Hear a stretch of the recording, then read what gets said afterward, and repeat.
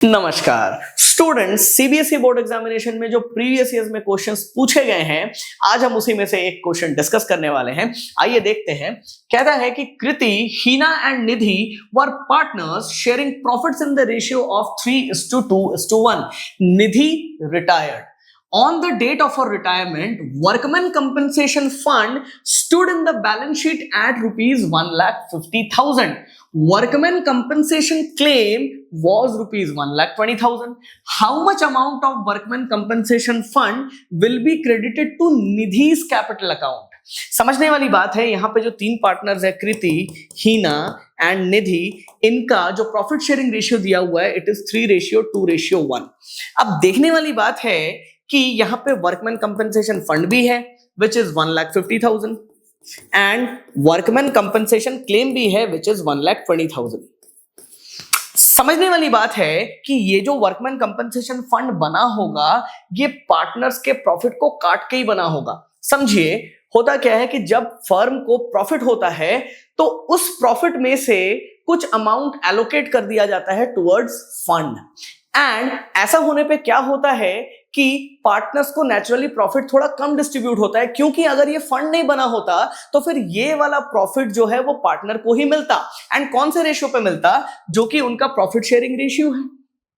तो क्योंकि वो अमाउंट कट के फंड में चला गया प्रॉफिट में से, तो फिर पार्टनर को वो वाला अमाउंट इस रेशियो में नहीं बट पाया। अब क्या है कि उसमें अगर कुछ क्लेम है, उस क्लेम को अगर मैं सेटल कर दूं, दैट इज 1,50,000 में से 1,20,000 का क्लेम है अगर, तो फिर इसमें 30,000 बच जाएगा फ्री। मतलब this is that portion of the fund which is free from any claim. तो फिर ये वाला अमाउंट पार्टनर को ही वापस बट जाता है रिकंस्टिट्यूशन जब होता है फर्म का। समझने वाली बात है कि ये वाला अमाउंट कौन से रेशियो पे बटेगा? तो अब देखिए, ये इसी ओल्ड प्रॉफिट शेयरिंग रेशियो पे ही बटेगा, क्योंकि अगर ये फंड नहीं बना होता तो ये वाला जो अमाउंट था प्रॉफिट का, ये जो टोटल 1,50,000 का अमाउंट था, ये पार्टनर को उसी रेशियो में बटा होता विच इज 3:2:1। एंड अगर मैंने इस फंड को एक पर्पस के लिए बनाया है which is workman compensation fund, तो ये पर्पस मैंने सॉल्व कर दिया 1,20,000 उसमें से माइनस करके। तो अब उसमें जितना भी क्लेम फ्री अमाउंट बच गया दैट इज 30,000, ये तो वापस उसी रेशियो में बढ़ जाएगा ना, जो कि इनिशियली भी बटा होता अगर ये फंड नहीं बना होता तो फिर इस 30,000 को हम पार्टनर्स को डिस्ट्रीब्यूट करेंगे इन द रेशियो 3:2:1। अब देखने वाली बात है कि क्वेश्चन में उसने हर पार्टनर को कितना मिलेगा ये नहीं पूछा, उसने सिर्फ पूछा कि निधि को कितना मिलेगा जो कि रिटायरिंग पार्टनर है।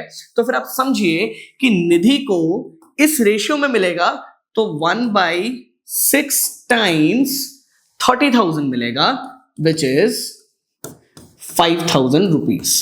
तो इस क्वेश्चन का सही जवाब होगा ऑप्शन सी विच इज 5,000। आशा करता हूं कि मैं आपको यह समझा पाया हूं, एंड अगर आप चाहते हो कि ऐसे ही क्वेश्चंस मैं आपके साथ और डिस्कस करूं तो आप मुझे कमेंट करके बता सकते हो। Thank you very much.